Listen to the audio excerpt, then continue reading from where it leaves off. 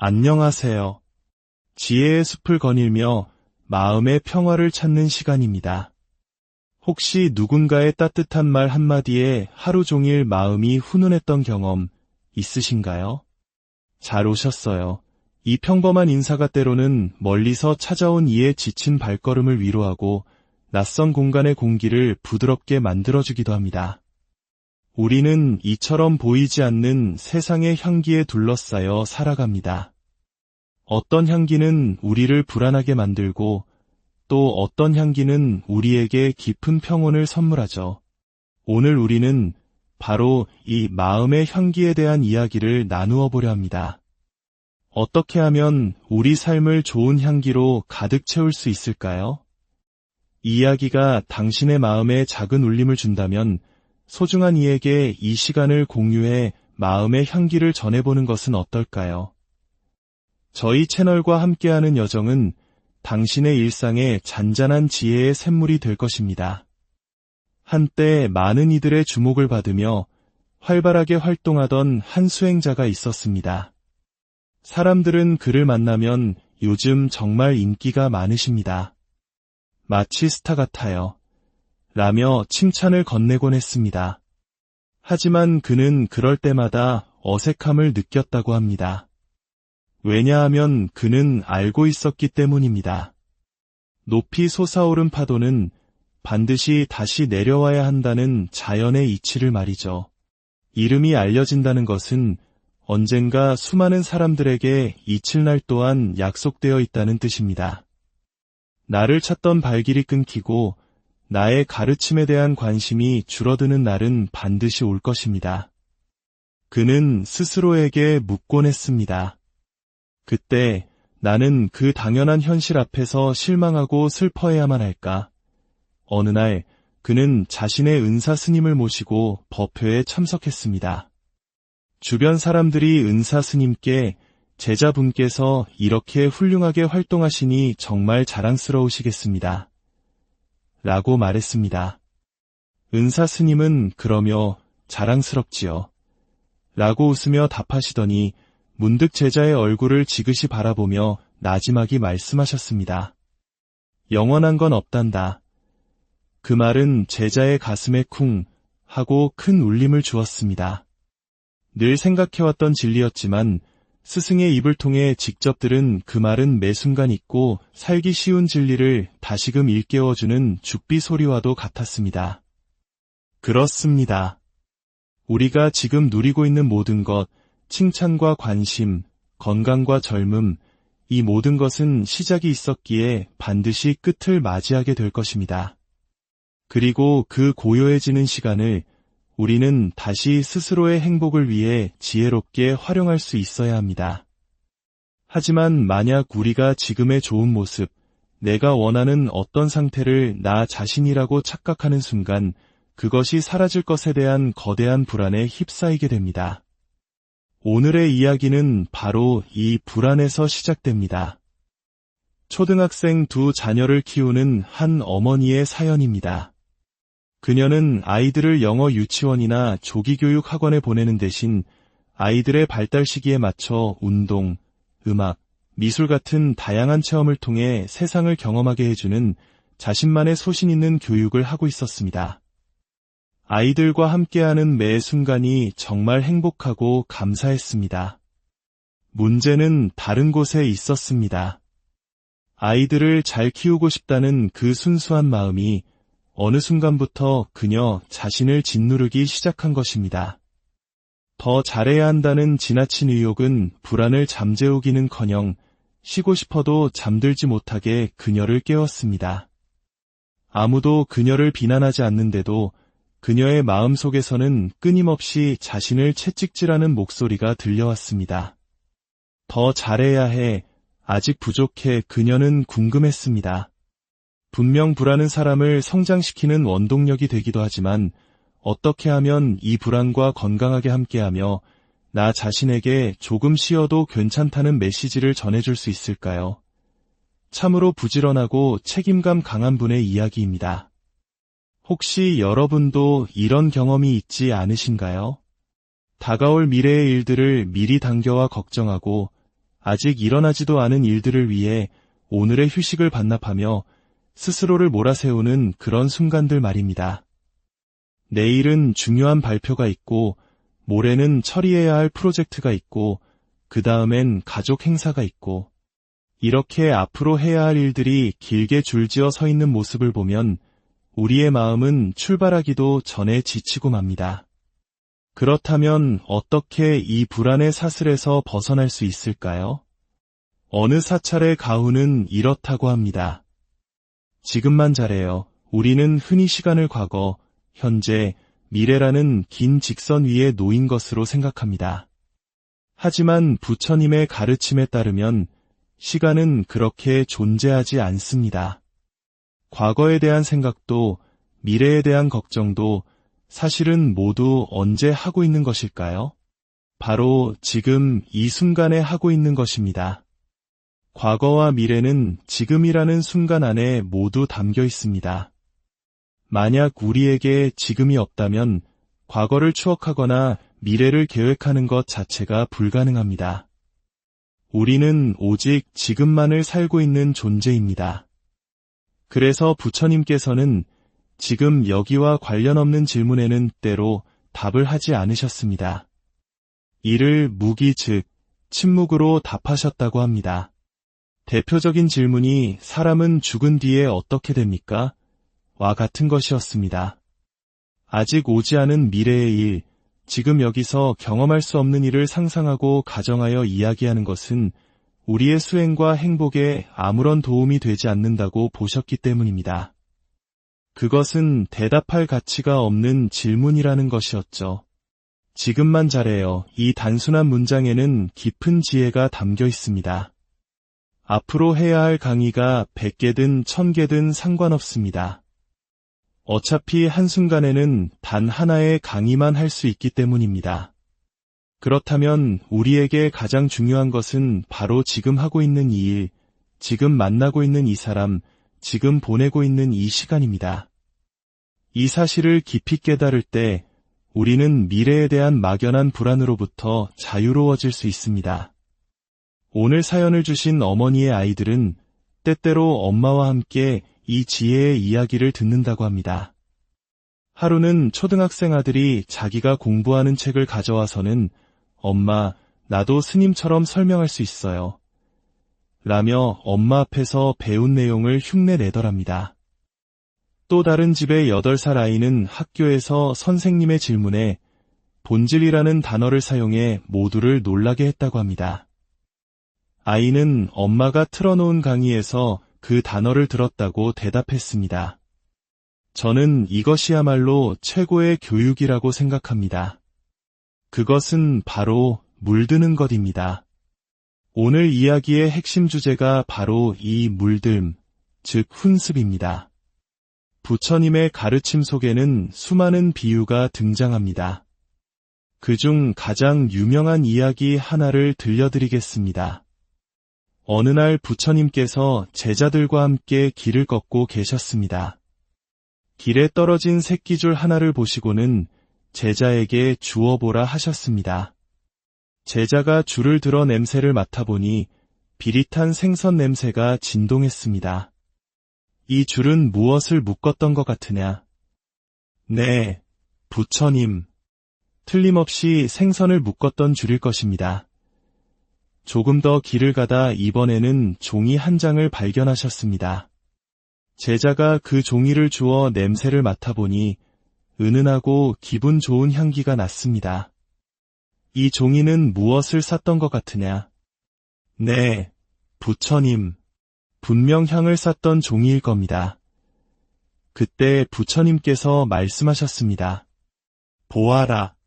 본래 아무 냄새 없던 줄과 종이도 무엇을 만났느냐에 따라 이처럼 다른 향기를 품게 되느니라. 우리는 이 이야기를 흔히 좋은 친구를 사귀라는 교훈으로 이해합니다.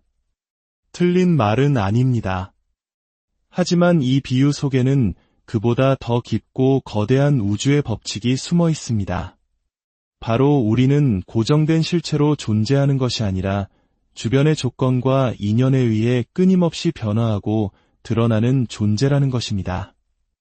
이것을 불교에서는 연기법이라고 합니다. 마치 박수 소리와 같습니다. 박수 소리는 왼손에도 오른손에도 들어있지 않습니다. 오직 두 손바닥이 마주치는 인연이 있을 때만 허공에서 소리가 태어납니다. 봄날의 벚꽃도 마찬가지입니다. 벚나무 가지를 쪼개 보아도 그 안에는 벚꽃이 들어있지 않습니다. 따뜻한 햇살과 물, 바람이라는 인연을 만났을 때 비로소 화려한 꽃으로 피어나는 것입니다. 우리 마음도 이와 같습니다. 우리의 마음은 본래 깨끗하지만 세상의 어떤 향기에 노출되느냐에 따라 끊임없이 물들어갑니다. 불교에서는 이 현상을 훈습이라고 표현합니다. 연기에 옷이 그을리듯 향기가 스며들듯 우리는 주변 환경에 의해 자연스럽게 물들어가는 존재라는 뜻입니다. 이 훈습의 법칙을 보여주는 또 다른 이야기가 있습니다. 고대 인도에서는 코끼리를 전쟁에 활용했습니다. 코끼리는 용맹하고 두려움이 없어 최고의 전투병기였습니다. 한 나라에 매우 용맹한 전투 코끼리가 있었는데 이 코끼리는 죄수들을 처형하는 역할까지 맡고 있었습니다. 그런데 우연히도 이 코끼리가 사는 우리 근처에 사찰이 있었습니다. 코끼리는 매일 아침 저녁으로 스님들의 연불 소리와 법문 소리를 들었습니다. 선한 일을 하면 좋은 결과가 오고 악한 일을 하면 괴로운 결과가 온다. 코끼리는 자신도 모르게 그 가르침에 물들어갔습니다. 어느 날 사형 집행명령이 떨어졌습니다. 코끼리는 사형수 앞에 섰지만 그를 밟아 죽이지 않고 코로 냄새만 맡다가 조용히 돌아서 버렸습니다. 왕은 깜짝 놀랐습니다. 전투에 써야 할 가장 중요한 병기가 이래서는 곤란했습니다. 신하들과 논의한 끝에 왕은 한 가지 꾀를 냈습니다. 그 코끼리를 사찰 옆이 아닌 매일 짐승을 도축하는 도살장 옆에 묶어두게 한 것입니다. 매일같이 피비린내와 짐승들의 비명소리를 듣게 된 코끼리는 어떻게 되었을까요? 얼마 지나지 않아 코끼리는 예전보다 훨씬 더 난폭하고 잔인한 성정으로 돌아왔다고 합니다. 이 이야기는 우리에게 깊은 통찰을 줍니다. 우리는 본래 선하거나 악한 존재가 아닙니다.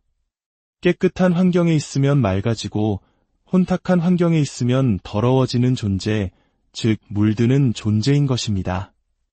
우리가 아무런 노력을 하지 않아도 어리석음에 물드는 것을 연법 훈습이라 하고 의식적인 노력을 통해 지혜와 자비에 물드는 것을 정법 훈습이라고 합니다. 우리는 지금까지 살아오면서 너무나 오랫동안 연법에 물들어 왔습니다. 나는 부족하다. 나는 경쟁에서 이겨야 한다. 쉬는 것은 게으른 것이다라는 세상의 소리에 끊임없이 그을려 왔습니다. 오늘 사연을 주신 어머니께서 무언가를 하지 않으면 불안해지는 것 역시 아마도 어린 시절부터 자신도 모르게 끊임없이 무언가를 해야만 가치 있다는 생각에 훈습되었기 때문일 것입니다. 나는 엄마처럼 살지 않을 거야라고 다짐했던 딸이 어느새 엄마의 모습을 그대로 닮아가고 아버지처럼은 되지 않겠다던 아들이 아버지와 똑같은 행동을 반복하는 이유도 이 강력한 물들매 힘 때문입니다. 하지만 희망은 여기에 있습니다. 이 훈습이라는 법칙 때문에 우리가 어리석어졌다면 바로 그 법칙 때문에 우리는 다시 지혜로워질 수도 있습니다. 우리는 스스로 물들 환경을 선택할 수 있는 힘을 가지고 있습니다. 법회를 찾아 가르침을 듣고 좋은 스승과 도반을 가까이 하며 지혜로운 책을 읽는 것은 의식적으로 나 자신을 정법, 즉 맑고 아름다운 것에 물들이는 위대한 수행입니다. 오늘 하루 당신은 어떤 향기 속에 머무셨나요?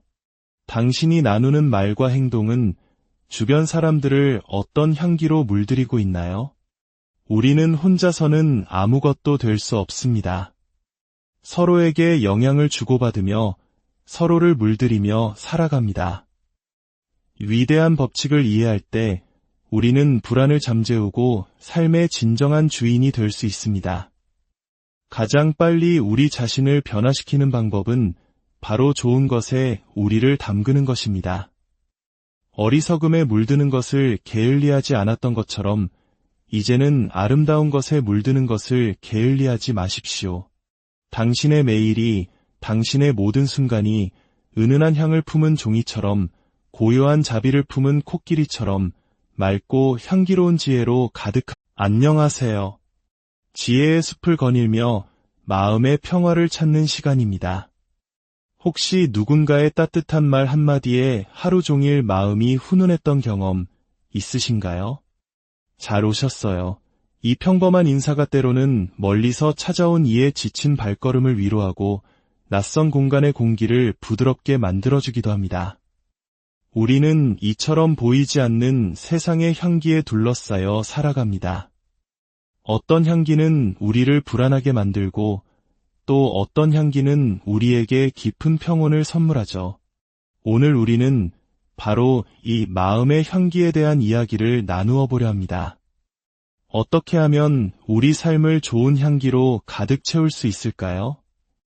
이 이야기가 당신의 마음에 작은 울림을 준다면 소중한 이에게 이 시간을 공유해 마음의 향기를 전해보는 것은 어떨까요?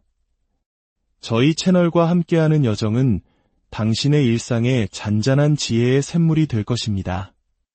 한때 많은 이들의 주목을 받으며 활발하게 활동하던 한 수행자가 있었습니다. 사람들은 그를 만나면 요즘 정말 인기가 많으십니다. 마치 스타 같아요. 라며 칭찬을 건네곤 했습니다. 하지만 그는 그럴 때마다 어색함을 느꼈다고 합니다. 왜냐하면 그는 알고 있었기 때문입니다. 높이 솟아오른 파도는 반드시 다시 내려와야 한다는 자연의 이치를 말이죠. 이름이 알려진다는 것은 언젠가 수많은 사람들에게 잊힐 날 또한 약속되어 있다는 뜻입니다. 나를 찾던 발길이 끊기고 나의 가르침에 대한 관심이 줄어드는 날은 반드시 올 것입니다. 그는 스스로에게 묻곤 했습니다. 그때 나는 그 당연한 현실 앞에서 실망하고 슬퍼해야만 할까? 어느 날 그는 자신의 은사 스님을 모시고 법회에 참석했습니다. 주변 사람들이 은사 스님께 제자분께서 이렇게 훌륭하게 활동하시니 정말 자랑스러우시겠습니다. 라고 말했습니다. 은사 스님은 그러며 자랑스럽지요. 라고 웃으며 답하시더니 문득 제자의 얼굴을 지그시 바라보며 나지막이 말씀하셨습니다. 영원한 건 없단다.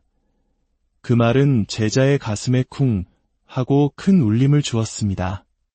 늘 생각해왔던 진리였지만 스승의 입을 통해 직접 들은 그 말은 매 순간 잊고 살기 쉬운 진리를 다시금 일깨워주는 죽비 소리와도 같았습니다. 그렇습니다. 우리가 지금 누리고 있는 모든 것, 칭찬과 관심, 건강과 젊음, 이 모든 것은 시작이 있었기에 반드시 끝을 맞이하게 될 것입니다. 그리고 그 고요해지는 시간을 우리는 다시 스스로의 행복을 위해 지혜롭게 활용할 수 있어야 합니다. 하지만 만약 우리가 지금의 좋은 모습, 내가 원하는 어떤 상태를 나 자신이라고 착각하는 순간 그것이 사라질 것에 대한 거대한 불안에 휩싸이게 됩니다. 오늘의 이야기는 바로 이 불안에서 시작됩니다. 초등학생 두 자녀를 키우는 한 어머니의 사연입니다. 그녀는 아이들을 영어 유치원이나 조기교육 학원에 보내는 대신 아이들의 발달 시기에 맞춰 운동, 음악, 미술 같은 다양한 체험을 통해 세상을 경험하게 해주는 자신만의 소신 있는 교육을 하고 있었습니다. 아이들과 함께하는 매 순간이 정말 행복하고 감사했습니다. 문제는 다른 곳에 있었습니다. 아이들을 잘 키우고 싶다는 그 순수한 마음이 어느 순간부터 그녀 자신을 짓누르기 시작한 것입니다. 더 잘해야 한다는 지나친 의욕은 불안을 잠재우기는커녕 쉬고 싶어도 잠들지 못하게 그녀를 깨웠습니다. 아무도 그녀를 비난하지 않는데도 그녀의 마음속에서는 끊임없이 자신을 채찍질하는 목소리가 들려왔습니다. 더 잘해야 해, 아직 부족해. 그녀는 궁금했습니다.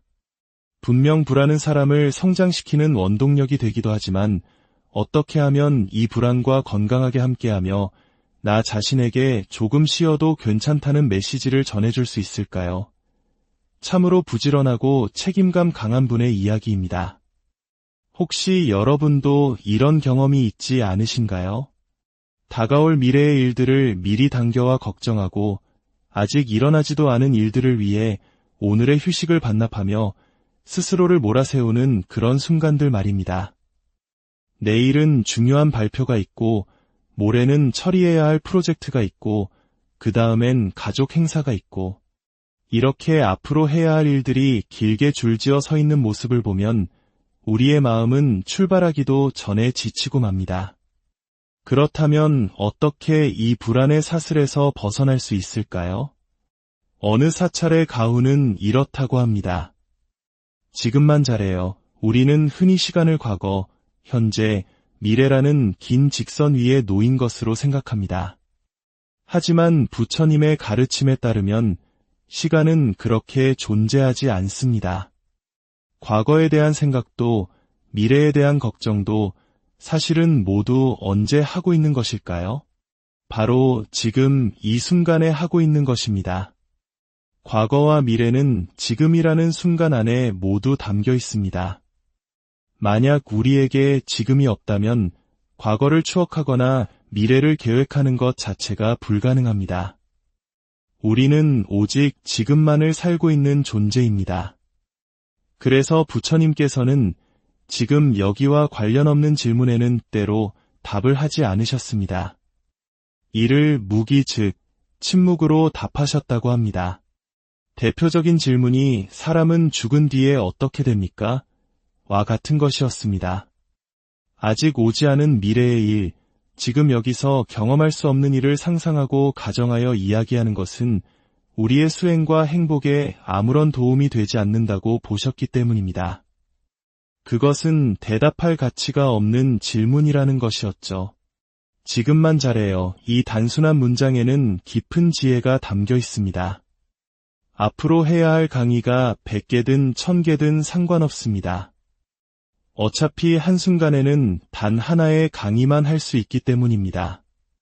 그렇다면 우리에게 가장 중요한 것은 바로 지금 하고 있는 이 일, 지금 만나고 있는 이 사람, 지금 보내고 있는 이 시간입니다. 이 사실을 깊이 깨달을 때 우리는 미래에 대한 막연한 불안으로부터 자유로워질 수 있습니다. 오늘 사연을 주신 어머니의 아이들은 때때로 엄마와 함께 이 지혜의 이야기를 듣는다고 합니다. 하루는 초등학생 아들이 자기가 공부하는 책을 가져와서는 엄마, 나도 스님처럼 설명할 수 있어요. 라며 엄마 앞에서 배운 내용을 흉내내더랍니다. 또 다른 집의 8살 아이는 학교에서 선생님의 질문에 본질이라는 단어를 사용해 모두를 놀라게 했다고 합니다. 아이는 엄마가 틀어놓은 강의에서 그 단어를 들었다고 대답했습니다. 저는 이것이야말로 최고의 교육이라고 생각합니다. 그것은 바로 물드는 것입니다. 오늘 이야기의 핵심 주제가 바로 이 물듦, 즉 훈습입니다. 부처님의 가르침 속에는 수많은 비유가 등장합니다. 그중 가장 유명한 이야기 하나를 들려드리겠습니다.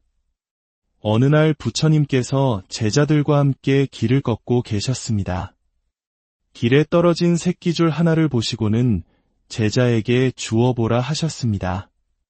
제자가 줄을 들어 냄새를 맡아보니 비릿한 생선 냄새가 진동했습니다. 이 줄은 무엇을 묶었던 것 같으냐? 네, 부처님. 틀림없이 생선을 묶었던 줄일 것입니다. 조금 더 길을 가다 이번에는 종이 한 장을 발견하셨습니다. 제자가 그 종이를 주워 냄새를 맡아보니 은은하고 기분 좋은 향기가 났습니다. 이 종이는 무엇을 쌌던 것 같으냐? 네, 부처님. 분명 향을 쌌던 종이일 겁니다.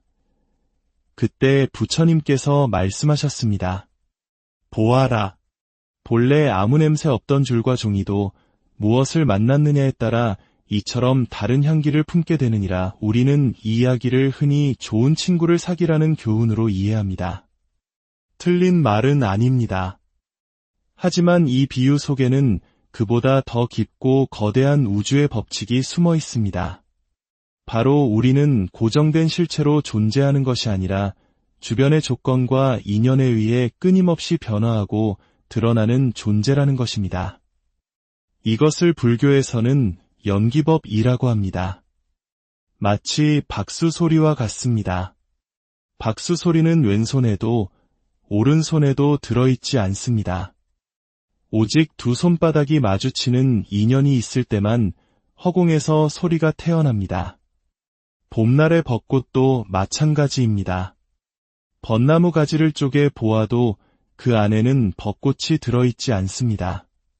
따뜻한 햇살과 물, 바람이라는 인연을 만났을 때 비로소 화려한 꽃으로 피어나는 것입니다. 우리 마음도 이와 같습니다. 우리의 마음은 본래 깨끗하지만 세상의 어떤 향기에 노출되느냐에 따라 끊임없이 물들어갑니다. 불교에서는 이 현상을 훈습이라고 표현합니다. 연기에 옷이 그을리듯 향기가 스며들듯 우리는 주변 환경에 의해 자연스럽게 물들어가는 존재라는 뜻입니다. 이 훈습의 법칙을 보여주는 또 다른 이야기가 있습니다. 고대 인도에서는 코끼리를 전쟁에 활용했습니다. 코끼리는 용맹하고 두려움이 없어 최고의 전투병기였습니다. 한 나라에 매우 용맹한 전투 코끼리가 있었는데 이 코끼리는 죄수들을 처형하는 역할까지 맡고 있었습니다. 그런데 우연히도 이 코끼리가 사는 우리 근처에 사찰이 있었습니다. 코끼리는 매일 아침 저녁으로 스님들의 연불 소리와 법문 소리를 들었습니다. 선한 일을 하면 좋은 결과가 오고 악한 일을 하면 괴로운 결과가 온다. 코끼리는 자신도 모르게 그 가르침에 물들어갔습니다. 어느 날 사형 집행명령이 떨어졌습니다. 코끼리는 사형수 앞에 섰지만 그를 밟아 죽이지 않고 코로 냄새만 맡다가 조용히 돌아서 버렸습니다. 왕은 깜짝 놀랐습니다. 전투에 써야 할 가장 중요한 병기가 이래서는 곤란했습니다. 신하들과 논의한 끝에 왕은 한 가지 꾀를 냈습니다. 그 코끼리를 사찰 옆이 아닌 매일 짐승을 도축하는 도살장 옆에 묶어두게 한 것입니다. 매일같이 피비린내와 짐승들의 비명소리를 듣게 된 코끼리는 어떻게 되었을까요? 얼마 지나지 않아 코끼리는 예전보다 훨씬 더 난폭하고 잔인한 성정으로 돌아왔다고 합니다. 이 이야기는 우리에게 깊은 통찰을 줍니다. 우리는 본래 선하거나 악한 존재가 아닙니다. 깨끗한 환경에 있으면 맑아지고 혼탁한 환경에 있으면 더러워지는 존재, 즉 물드는 존재인 것입니다. 우리가 아무런 노력을 하지 않아도 어리석음에 물드는 것을 연법훈습이라 하고 의식적인 노력을 통해 지혜와 자비에 물드는 것을 정법훈습이라고 합니다. 우리는 지금까지 살아오면서 너무나 오랫동안 연법에 물들어 왔습니다. 나는 부족하다. 나는 경쟁에서 이겨야 한다. 쉬는 것은 게으른 것이다라는 세상의 소리에 끊임없이 그을려 왔습니다. 오늘 사연을 주신 어머니께서 무언가를 하지 않으면 불안해지는 것 역시 아마도 어린 시절부터 자신도 모르게 끊임없이 무언가를 해야만 가치 있다는 생각에 훈습되었기 때문일 것입니다. 나는 엄마처럼 살지 않을 거야라고 다짐했던 딸이 어느새 엄마의 모습을 그대로 닮아가고 아버지처럼은 되지 않겠다던 아들이 아버지와 똑같은 행동을 반복하는 이유도 이 강력한 물들매 힘 때문입니다. 하지만 희망은 여기에 있습니다. 이 훈습이라는 법칙 때문에 우리가 어리석어졌다면 바로 그 법칙 때문에 우리는 다시 지혜로워질 수도 있습니다. 우리는 스스로 물들 환경을 선택할 수 있는 힘을 가지고 있습니다. 법회를 찾아 가르침을 듣고 좋은 스승과 도반을 가까이 하며 지혜로운 책을 읽는 것은 의식적으로 나 자신을 정법, 즉 맑고 아름다운 것에 물들이는 위대한 수행입니다. 오늘 하루 당신은 어떤 향기 속에 머무셨나요? 당신이 나누는 말과 행동은 주변 사람들을 어떤 향기로 물들이고 있나요? 우리는 혼자서는 아무것도 될 수 없습니다. 서로에게 영향을 주고받으며 서로를 물들이며 살아갑니다. 위대한 법칙을 이해할 때 우리는 불안을 잠재우고 삶의 진정한 주인이 될 수 있습니다. 가장 빨리 우리 자신을 변화시키는 방법은 바로 좋은 것에 우리를 담그는 것입니다. 어리석음에 물드는 것을 게을리하지 않았던 것처럼 이제는 아름다운 것에 물드는 것을 게을리하지 마십시오. 당신의 매일이, 당신의 모든 순간이 은은한 향을 품은 종이처럼, 고요한 자비를 품은 코끼리처럼 맑고 향기로운 지혜로 안녕하세요. 지혜의 숲을 거닐며 마음의 평화를 찾는 시간입니다. 혹시 누군가의 따뜻한 말 한마디에 하루 종일 마음이 훈훈했던 경험 있으신가요? 잘 오셨어요. 이 평범한 인사가 때로는 멀리서 찾아온 이의 지친 발걸음을 위로하고 낯선 공간의 공기를 부드럽게 만들어주기도 합니다. 우리는 이처럼 보이지 않는 세상의 향기에 둘러싸여 살아갑니다. 어떤 향기는 우리를 불안하게 만들고 또 어떤 향기는 우리에게 깊은 평온을 선물하죠. 오늘 우리는 바로 이 마음의 향기에 대한 이야기를 나누어 보려 합니다. 어떻게 하면 우리 삶을 좋은 향기로 가득 채울 수 있을까요? 이 이야기가 당신의 마음에 작은 울림을 준다면 소중한 이에게 이 시간을 공유해 마음의 향기를 전해보는 것은 어떨까요? 저희 채널과 함께하는 여정은 당신의 일상에 잔잔한 지혜의 샘물이 될 것입니다. 한때 많은 이들의 주목을 받으며 활발하게 활동하던 한 수행자가 있었습니다. 사람들은 그를 만나면 요즘 정말 인기가 많으십니다. 마치 스타 같아요. 라며 칭찬을 건네곤 했습니다. 하지만 그는 그럴 때마다 어색함을 느꼈다고 합니다. 왜냐하면 그는 알고 있었기 때문입니다. 높이 솟아오른 파도는 반드시 다시 내려와야 한다는 자연의 이치를 말이죠.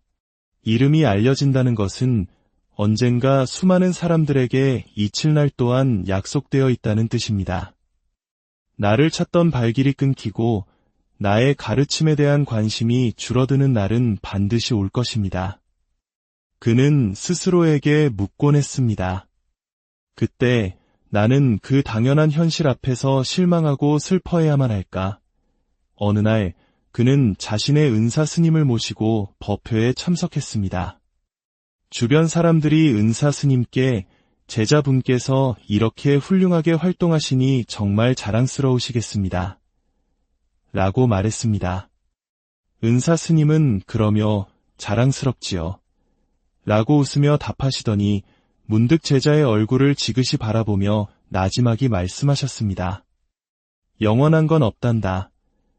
그 말은 제자의 가슴에 쿵 하고 큰 울림을 주었습니다. 늘 생각해왔던 진리였지만 스승의 입을 통해 직접 들은 그 말은 매 순간 잊고 살기 쉬운 진리를 다시금 일깨워주는 죽비 소리와도 같았습니다. 그렇습니다. 우리가 지금 누리고 있는 모든 것, 칭찬과 관심, 건강과 젊음, 이 모든 것은 시작이 있었기에 반드시 끝을 맞이하게 될 것입니다. 그리고 그 고요해지는 시간을 우리는 다시 스스로의 행복을 위해 지혜롭게 활용할 수 있어야 합니다. 하지만 만약 우리가 지금의 좋은 모습, 내가 원하는 어떤 상태를 나 자신이라고 착각하는 순간 그것이 사라질 것에 대한 거대한 불안에 휩싸이게 됩니다. 오늘의 이야기는 바로 이 불안에서 시작됩니다. 초등학생 두 자녀를 키우는 한 어머니의 사연입니다. 그녀는 아이들을 영어 유치원이나 조기교육 학원에 보내는 대신 아이들의 발달 시기에 맞춰 운동, 음악, 미술 같은 다양한 체험을 통해 세상을 경험하게 해주는 자신만의 소신 있는 교육을 하고 있었습니다. 아이들과 함께하는 매 순간이 정말 행복하고 감사했습니다. 문제는 다른 곳에 있었습니다.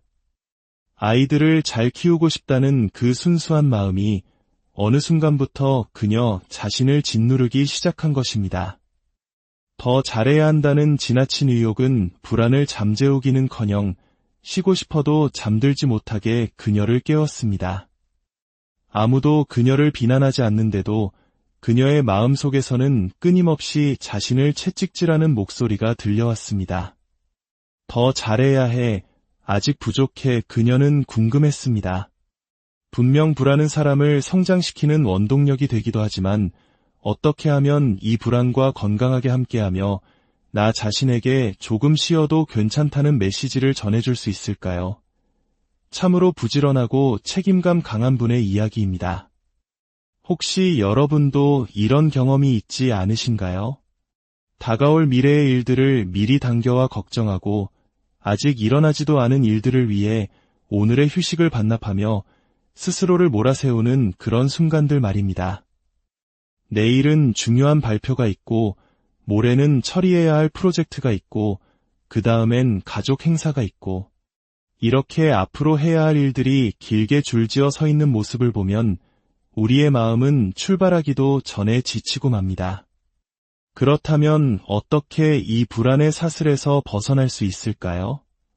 어느 사찰의 가훈은 이렇다고 합니다. 지금만 잘해요. 우리는 흔히 시간을 과거, 현재, 미래라는 긴 직선 위에 놓인 것으로 생각합니다. 하지만 부처님의 가르침에 따르면 시간은 그렇게 존재하지 않습니다. 과거에 대한 생각도 미래에 대한 걱정도 사실은 모두 언제 하고 있는 것일까요? 바로 지금 이 순간에 하고 있는 것입니다. 과거와 미래는 지금이라는 순간 안에 모두 담겨 있습니다. 만약 우리에게 지금이 없다면 과거를 추억하거나 미래를 계획하는 것 자체가 불가능합니다. 우리는 오직 지금만을 살고 있는 존재입니다.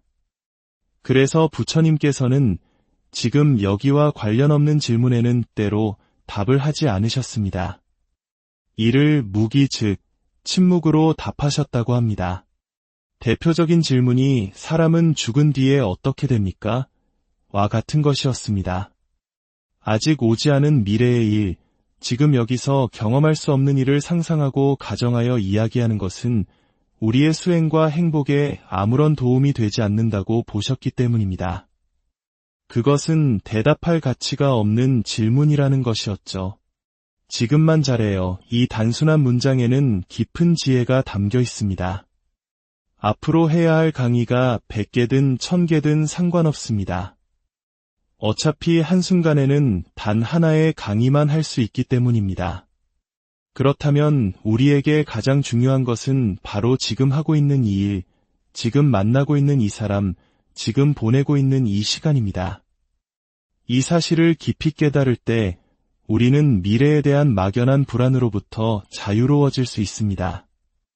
오늘 사연을 주신 어머니의 아이들은 때때로 엄마와 함께 이 지혜의 이야기를 듣는다고 합니다.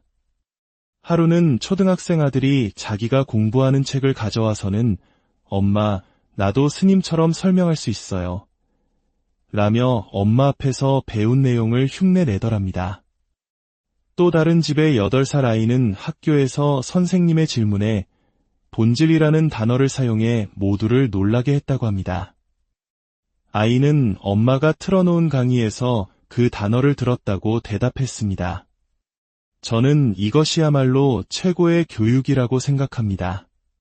그것은 바로 물드는 것입니다.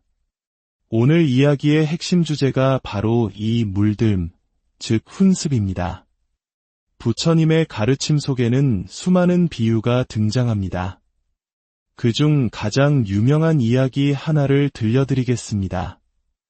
어느 날 부처님께서 제자들과 함께 길을 걷고 계셨습니다. 길에 떨어진 새끼줄 하나를 보시고는 제자에게 주워보라 하셨습니다. 제자가 줄을 들어 냄새를 맡아보니 비릿한 생선 냄새가 진동했습니다. 이 줄은 무엇을 묶었던 것 같으냐? 네, 부처님. 틀림없이 생선을 묶었던 줄일 것입니다.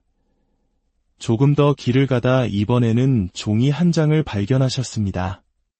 제자가 그 종이를 주워 냄새를 맡아보니 은은하고 기분 좋은 향기가 났습니다. 이 종이는 무엇을 쌌던 것 같으냐? 네, 부처님. 분명 향을 쌌던 종이일 겁니다. 그때 부처님께서 말씀하셨습니다. 보아라. 본래 아무 냄새 없던 줄과 종이도 무엇을 만났느냐에 따라 이처럼 다른 향기를 품게 되느니라. 우리는 이 이야기를 흔히 좋은 친구를 사귀라는 교훈으로 이해합니다. 틀린 말은 아닙니다. 하지만 이 비유 속에는 그보다 더 깊고 거대한 우주의 법칙이 숨어 있습니다.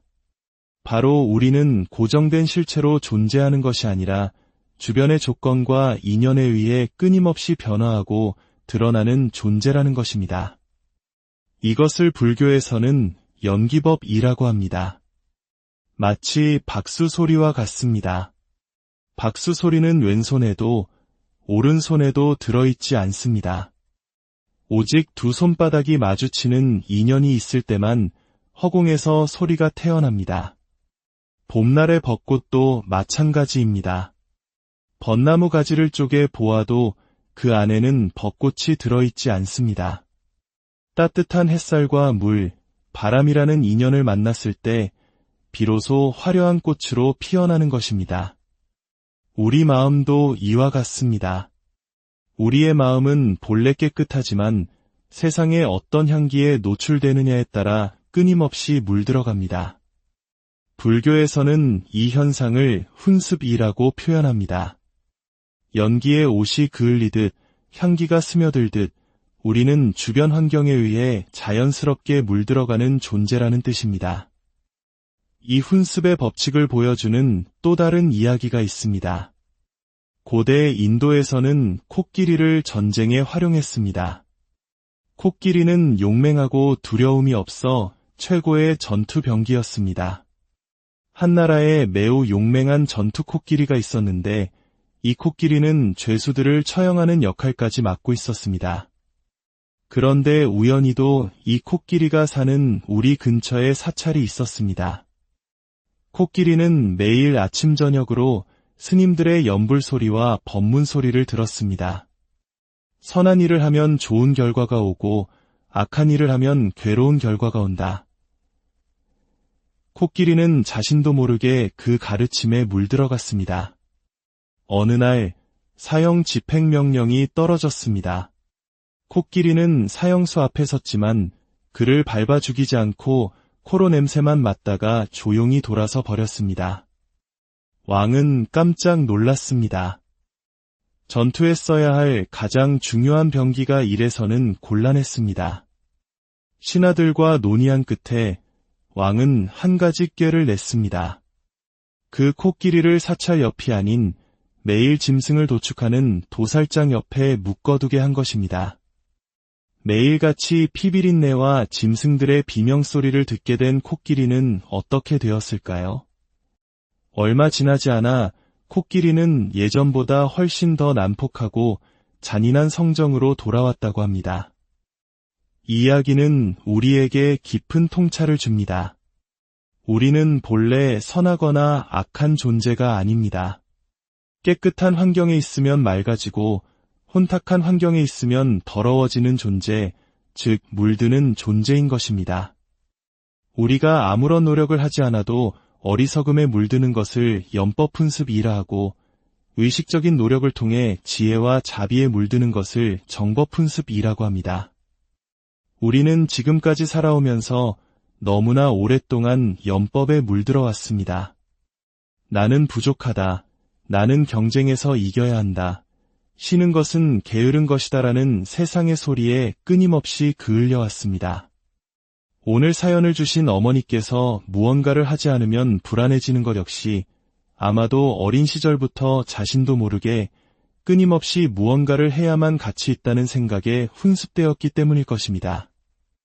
나는 엄마처럼 살지 않을 거야라고 다짐했던 딸이 어느새 엄마의 모습을 그대로 닮아가고 아버지처럼은 되지 않겠다던 아들이 아버지와 똑같은 행동을 반복하는 이유도 이 강력한 물들매 힘 때문입니다. 하지만 희망은 여기에 있습니다. 이 훈습이라는 법칙 때문에 우리가 어리석어졌다면 바로 그 법칙 때문에 우리는 다시 지혜로워질 수도 있습니다. 우리는 스스로 물들 환경을 선택할 수 있는 힘을 가지고 있습니다. 법회를 찾아 가르침을 듣고 좋은 스승과 도반을 가까이 하며 지혜로운 책을 읽는 것은 의식적으로 나 자신을 정법, 즉 맑고 아름다운 것에 물들이는 위대한 수행입니다. 오늘 하루 당신은 어떤 향기 속에 머무셨나요? 당신이 나누는 말과 행동은 주변 사람들을 어떤 향기로 물들이고 있나요? 우리는 혼자서는 아무것도 될 수 없습니다. 서로에게 영향을 주고받으며 서로를 물들이며 살아갑니다. 위대한 법칙을 이해할 때 우리는 불안을 잠재우고 삶의 진정한 주인이 될 수 있습니다. 가장 빨리 우리 자신을 변화시키는 방법은 바로 좋은 것에 우리를 담그는 것입니다. 어리석음에 물드는 것을 게을리하지 않았던 것처럼 이제는 아름다운 것에 물드는 것을 게을리하지 마십시오. 당신의 매일이, 당신의 모든 순간이 은은한 향을 품은 종이처럼, 고요한 자비를 품은 코끼리처럼 맑고 향기로운 지혜로 안녕하세요. 지혜의 숲을 거닐며 마음의 평화를 찾는 시간입니다. 혹시 누군가의 따뜻한 말 한마디에 하루 종일 마음이 훈훈했던 경험 있으신가요? 잘 오셨어요. 이 평범한 인사가 때로는 멀리서 찾아온 이의 지친 발걸음을 위로하고 낯선 공간의 공기를 부드럽게 만들어주기도 합니다. 우리는 이처럼 보이지 않는 세상의 향기에 둘러싸여 살아갑니다. 어떤 향기는 우리를 불안하게 만들고 또 어떤 향기는 우리에게 깊은 평온을 선물하죠.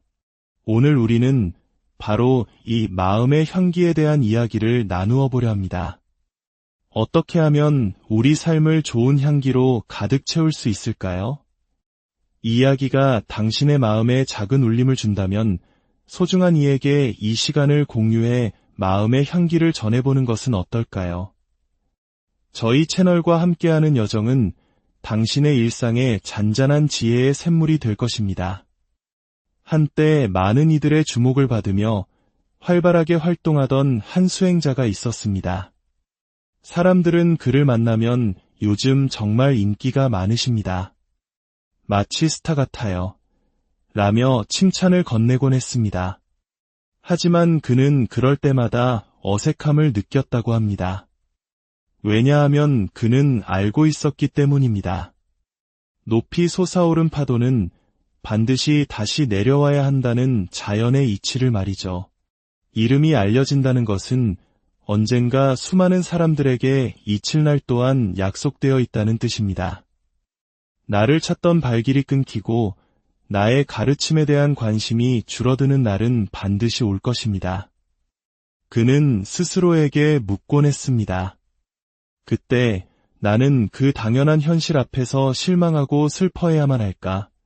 어느 날 그는 자신의 은사 스님을 모시고 법회에 참석했습니다. 주변 사람들이 은사 스님께 제자분께서 이렇게 훌륭하게 활동하시니 정말 자랑스러우시겠습니다. 라고 말했습니다. 은사 스님은 그러며 자랑스럽지요. 라고 웃으며 답하시더니 문득 제자의 얼굴을 지그시 바라보며 나지막이 말씀하셨습니다. 영원한 건 없단다. 그 말은 제자의 가슴에 쿵 하고 큰 울림을 주었습니다. 늘 생각해왔던 진리였지만 스승의 입을 통해 직접 들은 그 말은 매 순간 잊고 살기 쉬운 진리를 다시금 일깨워주는 죽비 소리와도 같았습니다.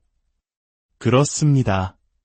우리가 지금 누리고 있는 모든 것, 칭찬과 관심, 건강과 젊음, 이 모든 것은 시작이 있었기에 반드시 끝을 맞이하게 될 것입니다. 그리고 그 고요해지는 시간을 우리는 다시 스스로의 행복을 위해 지혜롭게 활용할 수 있어야 합니다. 하지만 만약 우리가 지금의 좋은 모습, 내가 원하는 어떤 상태를 나 자신이라고 착각하는 순간 그것이 사라질 것에 대한 거대한 불안에 휩싸이게 됩니다. 오늘의 이야기는 바로 이 불안에서 시작됩니다. 초등학생 두 자녀를 키우는 한 어머니의 사연입니다. 그녀는 아이들을 영어 유치원이나 조기교육 학원에 보내는 대신 아이들의 발달 시기에 맞춰 운동, 음악, 미술 같은 다양한 체험을 통해 세상을 경험하게 해주는 자신만의 소신 있는 교육을 하고 있었습니다. 아이들과 함께하는 매 순간이 정말 행복하고 감사했습니다. 문제는 다른 곳에 있었습니다. 아이들을 잘 키우고 싶다는 그 순수한 마음이 어느 순간부터 그녀 자신을 짓누르기 시작한 것입니다. 더 잘해야 한다는 지나친 의욕은 불안을 잠재우기는커녕 쉬고 싶어도 잠들지 못하게 그녀를 깨웠습니다.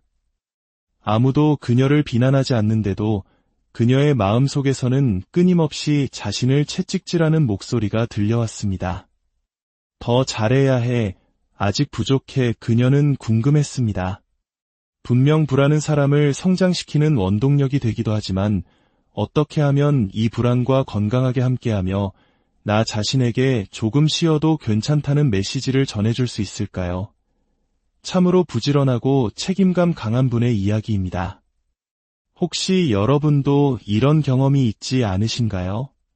다가올 미래의 일들을 미리 당겨와 걱정하고 아직 일어나지도 않은 일들을 위해 오늘의 휴식을 반납하며 스스로를 몰아세우는 그런 순간들 말입니다. 내일은 중요한 발표가 있고 모레는 처리해야 할 프로젝트가 있고 그 다음엔 가족 행사가 있고 이렇게 앞으로 해야 할 일들이 길게 줄지어 서 있는 모습을 보면 우리의 마음은 출발하기도 전에 지치고 맙니다. 그렇다면 어떻게 이 불안의 사슬에서 벗어날 수 있을까요? 어느 사찰의 가훈은 이렇다고 합니다.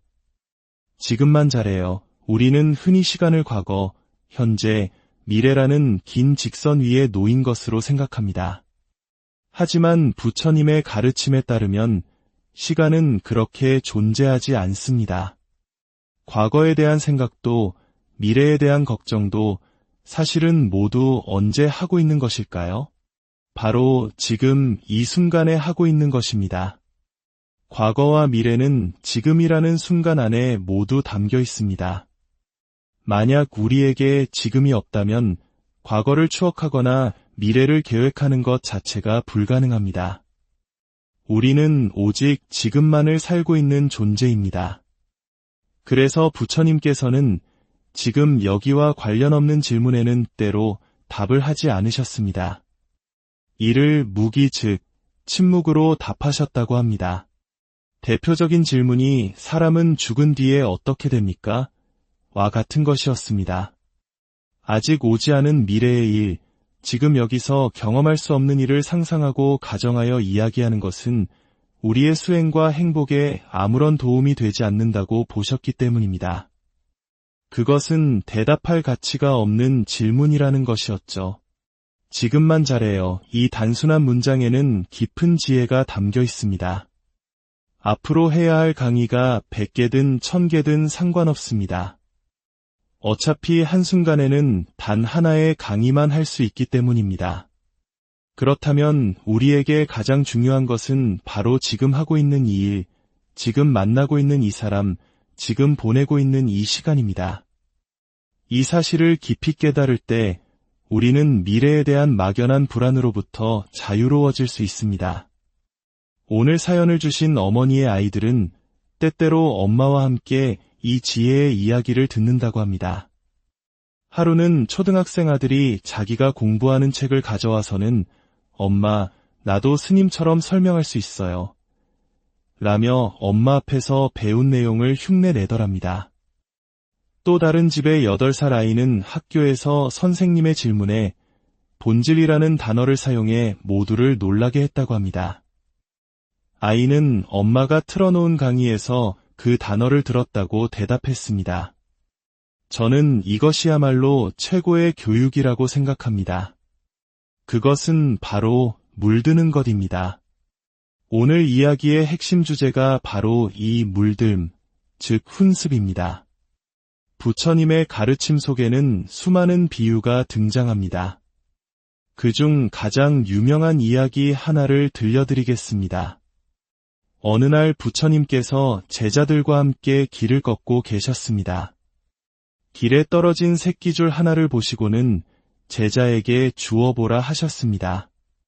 제자가 줄을 들어 냄새를 맡아보니 비릿한 생선 냄새가 진동했습니다. 이 줄은 무엇을 묶었던 것 같으냐?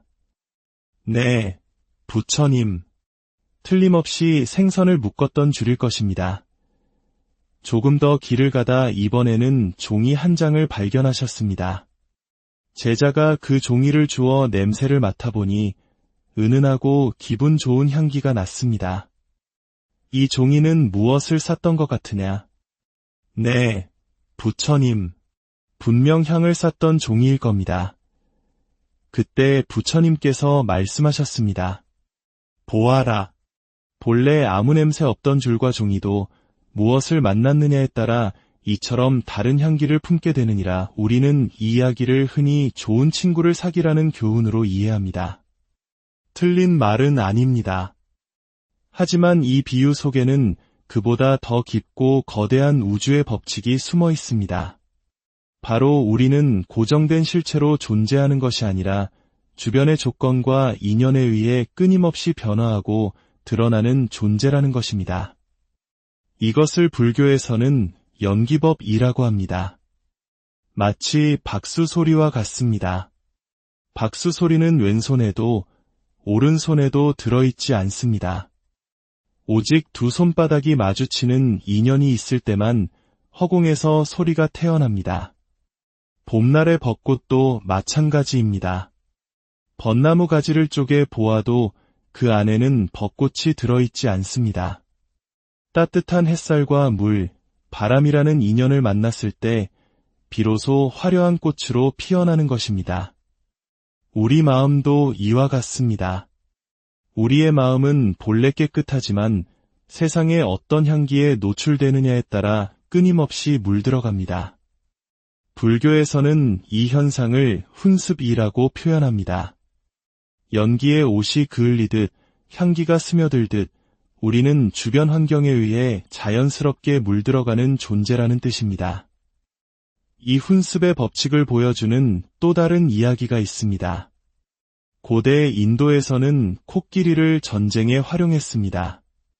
코끼리는 용맹하고 두려움이 없어 최고의 전투병기였습니다. 한나라에 매우 용맹한 전투 코끼리가 있었는데 이 코끼리는 죄수들을 처형하는 역할까지 맡고 있었습니다. 그런데 우연히도 이 코끼리가 사는 우리 근처에 사찰이 있었습니다. 코끼리는 매일 아침 저녁으로 스님들의 연불 소리와 법문 소리를 들었습니다. 선한 일을 하면 좋은 결과가 오고 악한 일을 하면 괴로운 결과가 온다. 코끼리는 자신도 모르게 그 가르침에 물들어갔습니다. 어느 날 사형 집행명령이 떨어졌습니다.